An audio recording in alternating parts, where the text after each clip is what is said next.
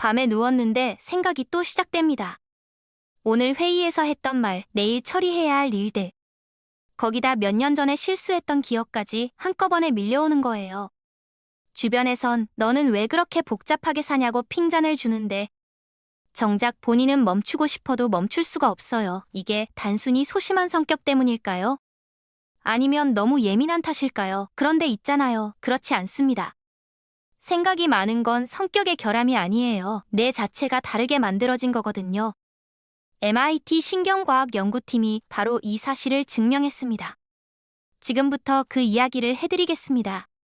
MIT 연구팀이 재미있는 실험을 했습니다. 참가자들에게 같은 영화를 보여주고 영화가 끝난 뒤 뇌 활동을 측정한 거예요. 그런데 놀라운 일이 벌어졌습니다. 대부분의 사람들은 영화가 끝나자 뇌 활동이 잦아들었는데 일부 참가자들의 뇌는 영상이 멈춘 후에도 계속 타오르고 있었거든요. 장면을 분석하고 인물의 감정을 해석하고 결말의 의미를 추적하면서요. 그 뇌 영역의 이름이 바로 디폴트 모드 네트워크입니다.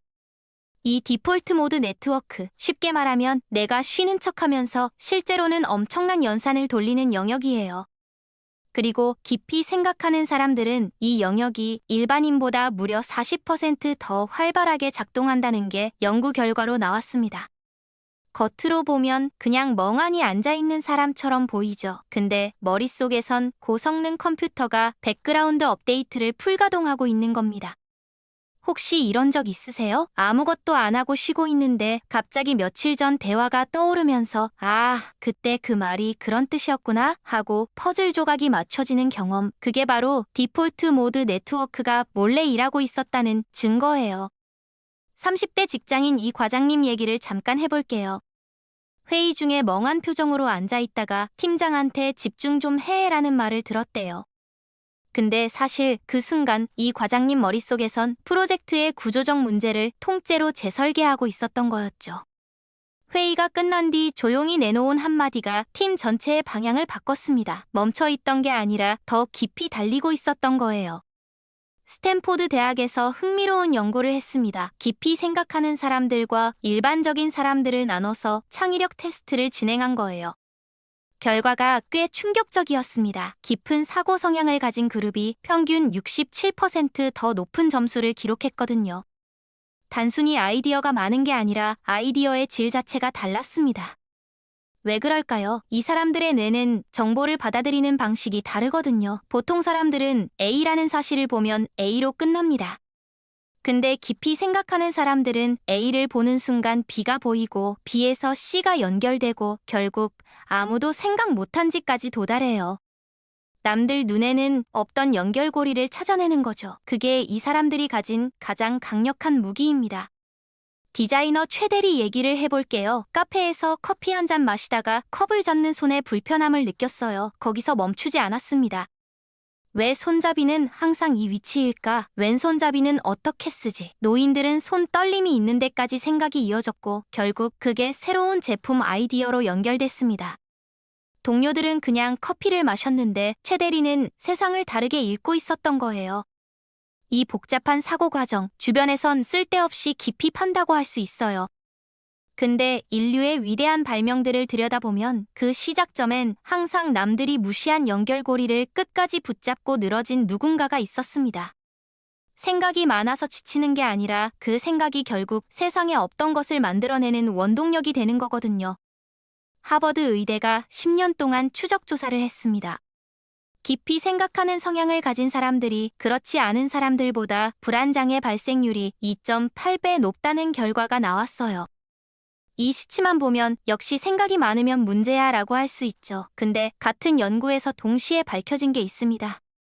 이 사람들이 복잡한 문제를 해결하는 능력은 일반인보다 3배 이상 뛰어나다는 거예요. 불안과 문제 해결 능력이 같은 뿌리에서 자라고 있었던 겁니다. 생각해보면 이게 말이 됩니다. 불안이라는 건 결국 미래에 벌어질 수 있는 일들을 머릿속에서 미리 시뮬레이션하는 과정이거든요. 겁이 많아서 불안한 게 아니에요. 내가 너무 많은 시나리오를 동시에 돌리고 있어서 그런 겁니다. 위험이 오기 전에 이미 수십 가지 경우의 수를 계산해버리는 거예요. 고장난 게 아니라 남들보다 훨씬 앞서 달리고 있는 거죠. 중학교 교사 박 선생님 얘기입니다. 학교 행사를 준비할 때마다 밤을 꼬박 새웠대요. 혹시 비가 오면 어쩌지? 학생이 다치면 어쩌지? 학부모 민원이 들어오면 어쩌지? 동료들은 왜 그렇게 걱정을 사서 해? 라고 했지만 정작 행사 당일에 돌발 상황이 생길 때마다 유일하게 대비책을 갖고 있는 건 박 선생님이었습니다. 불안이 만들어낸 시뮬레이션이 실제 위기를 막아낸 거예요. 자신의 예민함을 결함으로 볼 필요가 없습니다. 그건 남들이 놓친 위험을 먼저 감지하는 고성능 레이더예요. 불안을 없애려 할 게 아니라 그 에너지를 어디로 흘려보낼지를 배우는 게 훨씬 중요합니다. 회의실에서 팀장이 새 프로젝트를 발표합니다. 다들 노트북 열고 바로 실행 계획을 짜기 시작하는데 한 명만 조용히 손을 듭니다. 잠깐, 이 프로젝트 진짜 목적이 뭔가요? 그 순간 분위기가 살짝 어색해져요. 왜 당연한 걸 묻냐는 눈빛들이 쏟아집니다. 근데 그 질문 하나가 나중에 프로젝트 전체를 살리는 경우가 있거든요. 깊이 생각하는 사람들은 업무 지시를 받으면 바로 뛰어들지 않습니다. 일단 멈추고 본질을 묻는 거예요. 이 일을 왜 하는지, 타겟이 진짜 원하는 게 뭔지, 지금 방향이 맞긴 한 건지, 초반엔 느리다는 소리를 듣습니다. 실행력이 부족하다는 오해도 받아요. 근데 프로젝트가 중반을 넘어서면 상황이 달라집니다. 마케팅팀 김 차장 얘기입니다. 신제품 캠페인을 맡았는데 팀원들이 SNS 콘텐츠 기획안을 잔뜩 들고 왔어요. 다들 트렌디하고 감각적인 시안이었습니다. 근데 김 차장은 거기서 멈췄어요. 우리 제품을 실제로 사는 사람이 40대 주부인데 이 콘텐츠가 그분들한테 닿을 수 있을까요? 한마디였습니다. 그 질문 하나로 캠페인 방향이 통째로 바뀌었고 결과는 전년 대비 2배 넘는 구매 전환율로 돌아왔어요. 본질을 고민하는 사람은 조직 안에서 처음엔 불편한 존재처럼 보입니다. 당연한 걸 자꾸 되묻고 빠르게 결정 내리는 걸 어려워하거든요. 하지만 배가 잘못된 방향으로 한참 달린 뒤에야 문제를 발견하는 것보다 출발 전에 방향을 바로잡는 게 훨씬 낫습니다. 그 역할을 할 수 있는 사람이 바로 깊이 생각하는 사람들이에요. 느린 게 아니라 가장 중요한 지점을 붙잡고 있는 겁니다. 토론토 대학교 연구에서 흥미로운 결과가 나왔습니다. 깊이 생각하는 사람들은 타인의 감정을 추론하는 능력이 일반인보다 68%나 높다는 거예요. 수치로만 보면 그냥 공감 능력이 좋은 거 아닌가 싶죠. 근데 이게 단순한 감수성 얘기가 아닙니다. 상대가 아무 말도 하지 않은 것에서 무언가를 읽어내는 능력이거든요. 표정이 0.1초 스치듯 바뀌는 것, 목소리 톤이 아주 살짝 떨리는 것, 대화 중에 특정 단어를 고를 때 잠깐 멈추는 것. 보통 사람들은 그냥 지나치는 신호들인데 이 사람들 뇌는 그걸 전부 잡아냅니다. 마치 와이파이 신호가 잡힐 듯 말 듯 한 곳에서도 연결을 찾아내는 고감도 안테나처럼요. 물론 부작용도 있습니다. 카카오톡 문자 하나에도 의미를 부여하며 고민하게 되거든요. 이 사람이 마침표를 찍었네, 평소엔 안 찍었는데 하면서 한참을 생각하는 거예요. 주변에선 왜 그렇게 예민하게 구냐고 하지만 실제로 그 직감이 틀리는 경우가 별로 없습니다. 20년지기 친구 사이인 정 씨 얘기입니다. 친구가 괜찮아, 별일 없어 라고 했는데 정 씨는 그냥 넘어가지 못했어요. 전화를 끊고 나서도 뭔가 이상한 느낌이 계속 걸렸거든요.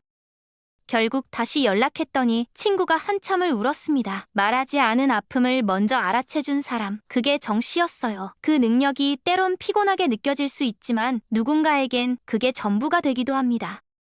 빗소리가 들립니다. 대부분의 사람들은 그냥 비가 오는구나 하고 넘어가죠. 근데 어떤 사람들은 거기서 멈춥니다. 아스팔트 위에 떨어지는 소리와 나뭇잎 위에 떨어지는 소리가 다르다는 걸 느끼고 빗냄새에서 어린 시절 운동회가 취소되던 날의 기억이 떠오르고 창문에 맺히는 물방울 하나에서 뭔가 묘한 위로를 받아요. 주변에선 유난스럽다고 하지만 이 사람들은 그냥 세상을 다른 해상도로 보고 있는 겁니다. 예술가나 작가 중에 유독 깊은 사고를 하는 사람들이 많은 이유가 여기 있어요. 이 사람들의 뇌는 세상을 8K 해상도로 관찰합니다. 남들이 그냥 지나치는 일상의 디테일이 이 사람들 눈에는 선명하게 포착되는 거거든요. 평범한 카페의 소음, 지하철 안 낯선 사람의 표정, 저녁 하늘이 붉게 물드는 순간, 그게 전부 데이터로 쌓이고 언젠가 글이 되고 그림이 되고 음악이 됩니다. 소설을 쓰는 30대 회사원 윤 씨 얘기입니다. 낮에는 평범한 사무직으로 일하는데 퇴근길 지하철에서 맞은편에 앉은 할머니의 손을 봤대요. 반지 자국이 선명하게 남아있는 손이었습니다. 윤 씨는 그 손에서 오랜 결혼 생활을 어느 날 갑자기 혼자가 된 삶을 읽었어요. 그날 밤 단편소설 하나가 완성됐습니다. 남들은 그냥 지나친 2초짜리 장면이 윤 씨에겐 하나의 우주였던 거예요. 이 감각이 때로는 피곤합니다. 너무 많은 것이 눈에 들어오고 너무 많은 것이 마음에 걸리거든요. 근데 그 섬세함 덕분에 이 사람들은 평범한 하루 안에서도 아름다움을 발견합니다. 삶이 그냥 흘러가는 게 아니라 매 순간이 의미 있는 장면으로 채워지는 거예요. 사회심리학 연구에서 흥미로운 통계가 나왔습니다. 깊이 생각하는 성향이 강한 사람들은 평균 친구 수가 일반인보다 40% 적다는 거예요. 이 수치만 보면 사회성이 부족한 것처럼 들릴 수 있죠. 근데 같은 연구에서 이 사람들이 관계에서 느끼는 만족도는 오히려 60%나 더 높았습니다. 친구가 적은데 관계가 더 행복한 거예요. 이게 어떻게 가능할까요? 이 사람들은 사람을 싫어하는 게 아닙니다. 그냥 얕은 관계를 견디지 못하는 거예요. 처음 만난 사람과 날씨 얘기, 요즘 뭐 드라마 보세요. 이런 스몰 토크가 이 사람들 뇌한테는 엄청난 에너지 낭비로 느껴집니다. 반면 새벽 2시에 삶이 버겁다고 털어놓을 수 있는 대화, 가치관을 통째로 뒤흔드는 깊은 이야기, 그런 관계 하나가 이 사람들한테는 수십 명의 지인보다 훨씬 값집니다. 직장인 한 씨는 회식 자리가 늘 힘들었습니다. 다들 웃고 떠드는데 혼자 겉도는 느낌이 드는 거예요. 집에 오면 오히려 더 지쳐 있었죠. 근데 10년 넘게 연락하는 친구 둘과 만나는 날은 달랐습니다. 밤새 얘기해도 에너지가 채워지는 느낌이었어요. 한 씨가 사람을 싫어하는 게 아니었습니다. 그냥 깊이가 없는 관계에서는 자신이 사라지는 느낌을 받았던 거예요. 관계의 넓이를 포기한 게 아닙니다. 깊이를 선택한 거예요. 100명과 스치듯 아는 것보다 한 명과 진짜로 연결되는 걸 택한 겁니다. 그게 이상한 게 아니라 지극히 자신다운 선택이에요. 존스 홉킨스 연구팀이 증명한 게 있습니다. 머릿속에서만 맴도는 생각을 종이에 써내는 것만으로 뇌의 활성도가 38% 감소한다는 거예요. 생각을 정리하는 게 아니라 그냥 꺼내기만 해도 뇌가 쉬기작한다는 겁니다. 왜 그럴까요? 뇌는 해결되지 않은 생각을 미완성 과제로 인식하거든요. 미완성 과제는 닫히지 않은 파일처럼 백그라운드에서 계속 전력을 소모합니다. 잠을 자려고 누워도 생각이 멈추지 않는 이유가 바로 이겁니다. 근데 그 생각을 종이에 옮기는 순간 뇌는 비로소 그 파일을 저장된 것으로 인식합니다. 더 이상 붙잡고 있을 필요가 없어지는 거예요. 컴퓨터로 치면 임시 저장 버튼을 누른 셈입니다. 내가 놓아줄 수 있게 되는 거죠. 방법은 간단합니다. 하루 10분, 문법도 형식도 신경 쓰지 마세요. 맞춤법 틀려도 되고 문장이 완성되지 않아도 됩니다. 그냥 지금 머릿속에 떠도는 것들을 손이 가는 대로 종이에 쏟아내는 거예요. 누가 볼 것도 아니니까요. 40대 자영업자 오 씨는 밤마다 잠을 못 잤습니다. 매출 걱정, 직원 걱정, 임대료 걱정이 한꺼번에 밀려오는 거예요. 그러다 잠들기 전에 공책에 걱정을 전부 적어보기 시작했습니다. 조언을 구하는 것도 아니고 해결책을 찾는 것도 아니었어요. 그냥 쏟아내는 거였죠. 그런데 신기하게도 적고 나면 머리가 가벼워지는 거예요. 내한테 이건 내가 맡아뒀으니까 넌 이제 쉬어도 되라고 신호를 보내는 겁니다. 생각을 없애는 게 아니라 내 밖으로 잠시 꺼내두는 거예요. 생각이 폭주할 때가 있습니다. 과거의 실수가 갑자기 떠오르거나 아직 일어나지도 않은 미래의 일이 머릿속에서 최악의 시나리오로 펼쳐지는 거예요. 그 순간엔 이성적으로 생각하려 해도 잘 안 됩니다. 내가 이미 불안 회로에 잠겨버렸거든요. 이럴 때 필요한 건 생각을 억누르는 게 아니라 뇌를 강제로 지금 이 순간으로 데려오는 기술입니다. 방법은 이렇습니다. 지금 눈에 보이는 것 5가지를 찾아요. 천장, 창문, 커피잔, 손등, 벽에 걸린 달력. 그 다음 손으로 느껴지는 감촉 4가지. 의자의 딱딱함, 옷감의 질감, 발바닥이 닿는 바닥, 손가락 사이의 온도, 귀에 들리는 소리 3가지, 코로 맡을 수 있는 냄새 2가지, 입안에서 느껴지는 맛 1가지. 5-4, 3, 2, 1. 오감을 순서대로 찾아가는 겁니다. 이게 왜 효과가 있을까요? 뇌는 과거와 미래를 동시에 처리하면서 불안 회로를 돌립니다.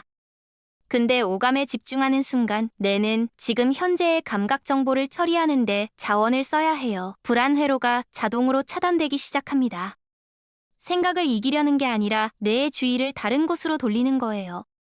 30대 직장인 송 씨는 중요한 발표 전날마다 극도로 불안해졌습니다. 잘못되면 어쩌지, 질문에 못 답하면 어쩌지, 생각이 꼬리를 물고 이어지는 거예요. 그러다 이 기법을 써보기 시작했습니다. 화장실 타일의 차가운 감촉, 형광등 소리, 손에서 느껴지는 긴장, 하나씩 찾다 보면 어느 순간 생각의 소용돌이가 잦아들었다고 해요. 뇌를 설득한 게 아니라 그냥 현재로 끌어당긴 겁니다. 고성능 컴퓨터는 오래 돌리면 과열됩니다. 그래서 쿨링팬이 있는 거예요. 팬이 없으면 아무리 좋은 프로세서도 결국 버티지 못하고 꺼져버립니다. 깊이 생각하는 사람들의 뇌도 똑같아요. 끊임없이 돌아가는 고성능 프로세서인데 식혀주는 시간 없이 계속 풀가동하면 어떻게 될까요? 번아웃이라고 부르는 그 상태가 오는 겁니다. 혼자 있고 싶다는 마음, 이 사람들한테는 사치가 아닙니다. 필수예요.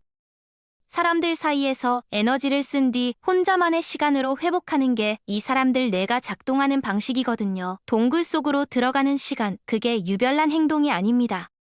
다시 세상 밖으로 나갈 에너지를 충전하는 과정이에요. 근데 많은 사람들이 이 시간에 죄책감을 느낍니다. 약속을 거절하면 미안하고 혼자 있으면 뭔가 잘못된 것 같고 쉬는 시간에도 뭔가를 해야 할 것 같은 느낌이 드는 거예요. 편집자 류씨 얘기입니다. 주말마다 지인들 모임에 나갔는데 갈 때마다 월요일이 더 힘들었어요. 몸은 쉬었는데 머리는 더 지쳐있는 느낌이었습니다.